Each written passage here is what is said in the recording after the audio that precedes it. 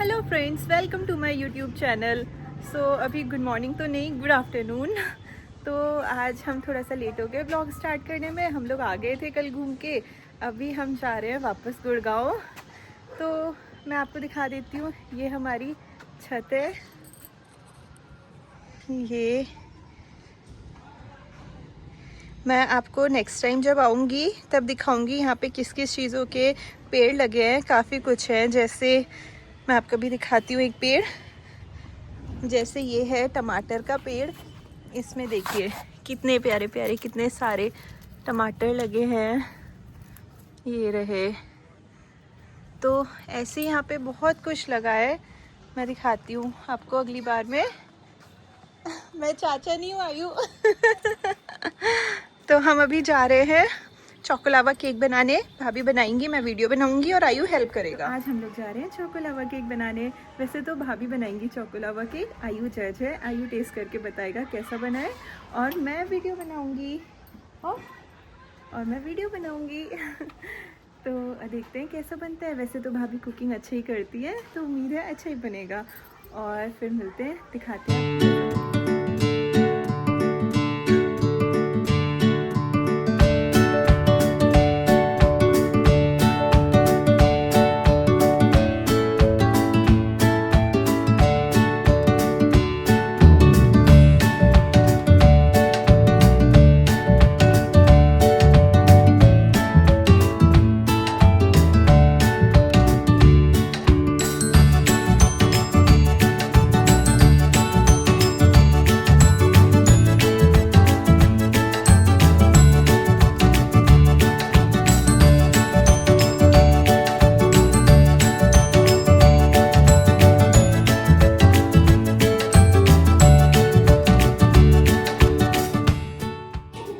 आओ तुम्हें ट्राई कराऊं।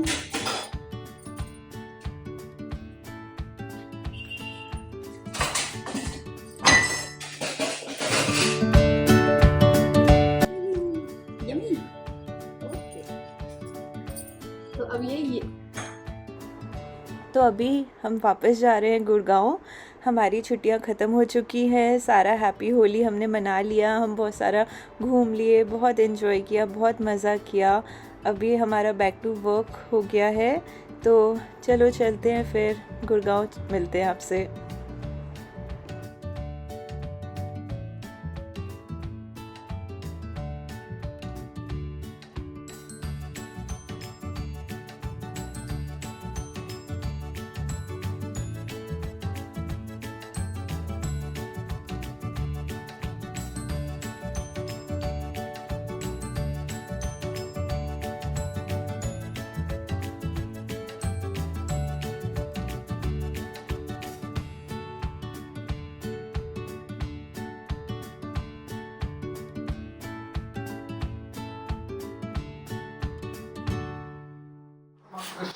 और एक और छक्का, दूसरा छक्का इस ओवर। हार्दिक पांड्या बॉल को बाहर लहरा रहे हैं, उसके साथ टिम साइफर्ड बिल्कुल बहादुरी के साथ स्कूप खेले यहाँ पर। ये पूरे टूर्नामेंट में देखने को मिल रहा है ऐसे रचनात्मक शॉट टिम साइफर्ड के। और जो हार्दिक का स्टॉक लेंथ है, दोनों बैट्समैन को पसंद आएगा। हार्दिक का स्टॉक लेंथ, बैकअप लेंथ, दोनों बैट्समैन बैकअप लेंथ को पसंद करते हैं, सिर्फ यहाँ रूप ना दे।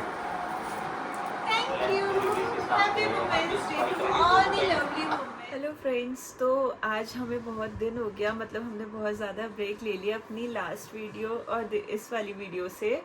थोड़ा शेड्यूल ऐसे ही बिज़ी हो गया था, थोड़ा इधर उधर हो गया था।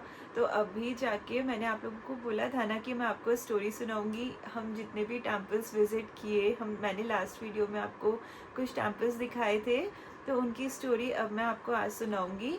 तो उसमें से सबसे पहला आता है जागेश्वर धाम।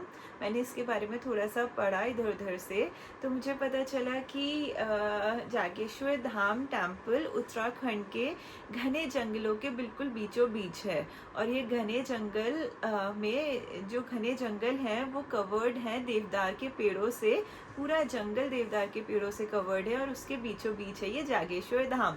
और इसे शिव जी की बहुत ज़्यादा मान्यता माना जाता है यहाँ पे।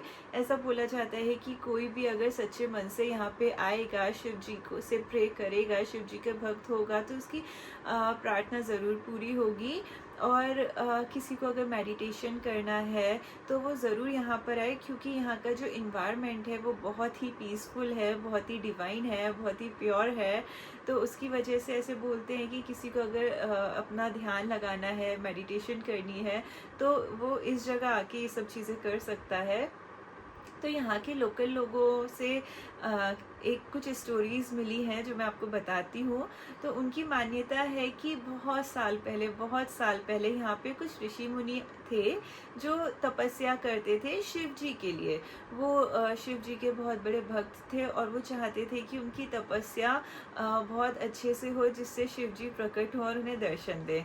तो उन्होंने बहुत ही घनी, बहुत ही ज़्यादा, बहुत ही स्ट्रॉन्ग तपस्या करी, जिससे प्रसन्न होके शिव जी आए और वो जागेश्वर भगवान के रूप में आए उनके सामने। इसकी यही रीज़न है, इस रीज़न की वजह से इसे जागेश्वर टेम्पल बोलते हैं। और ये इसका मेन पॉइंट है कि ये जो जागेश्वर टेम्पल है ना, एक एरिया में यहाँ पे 100 और more than 100 temples same area में, छोटे छोटे बड़े बड़े बहुत सारे टेम्पल्स हैं। और उनमें से काफ़ी टेम्पल्स में शिव जी को बैठाया गया है। तो बस जागेश्वर धाम की तो यही स्टोरी थी। अब मैं आपको बताती हूँ कि कुबेर देवता की स्टोरी। जागेश्वर धाम के बाद हम दूसरे टेम्पल गए थे, वो थे कुबेर देवता के टेम्पल। मैंने आपको वीडियो में दिखाया था कि कुबेर देवता के टेम्पल जागेश्वर धाम से ज़्यादा दूर नहीं थे, मुश्किल से आई थिंक 50 स्टेप्स अवे होंगे।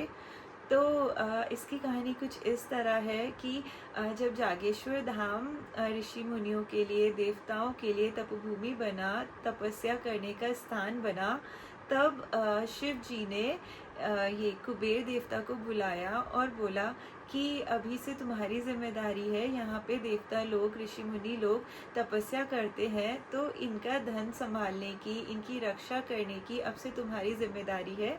और तभी से वहाँ पे कुबेर देवता बैठ गए और वो सबकी रक्षा करते हैं, सबका टेक केयर करते हैं। तो जस्ट जागेश्वर धाम से ही थोड़ी सी दूर पे कुबेर देवता का टेम्पल है। ऐसा भी माना जाता है कि अगर आप वहाँ पे दर्शन करने गए और आपको खजाना मिला, तो वो खजाना आप अपने घर पे लाएं और अपनी तिजोरी या अपने जहाँ भी आप मनी कलेक्ट करते हैं वहाँ पे रखें, वो आपके लिए शुभ होगा। तो हम लोगों को भी मिला था। आपको पता है क्या हुआ? हम लोगों ने पूरा पूजा कर ली, पूरी आरती कर ली, हम लोग बस वापस ही जा रहे थे, तभी पंडित जी ने हमें बुलाया अपने आप दोबारा। तो हम लोग मुड़ के गए और उन्होंने हमें बोला कि अरे आप लोग अपना खजाना तो लेके ही नहीं गए। तो वो खजाना हमारे नसीब में था, हमारी किस्मत में था, तो हमें मिल गया। देखो, लकी होगा हमारे लिए, सुना तो यही है। तो ये दूसरे देवता, सेकंड देवता जो जागेश्वर धाम से पास में ही है, कुबेर देवता की कहानी थी। अब मैं आपको बताऊंगी दंडेश्वर धाम की कहानी। तो हमारा जो थर्ड टेम्पल था जहाँ पे हम दर्शन करने गए थे, वो था दंडेश्वर टेम्पल। ये टेम्पल जागेश्वर धाम से 1 किलोमीटर दूर होगा ज़्यादा से ज़्यादा। तो इस टेम्पल की कुछ कहानी इस तरह है कि बहुत साल पहले यहाँ पे कुछ ऋषि मुनि थे जो तपस्या किया करते थे, और कुछ ही टाइम में वहाँ पे राक्षस आने लगे और उनकी तपस्या भंग करने लगे। और फिर राक्षस का आना और उनका आक्रमण करना और तपस्या भंग करना बहुत ज़्यादा फ्रीक्वेंट होने लगा, जिसकी वजह से ऋषि मुनि दुखी होकर भगवान शिव की शरण में गए और उनसे रक्षा की प्रार्थना करने लगे।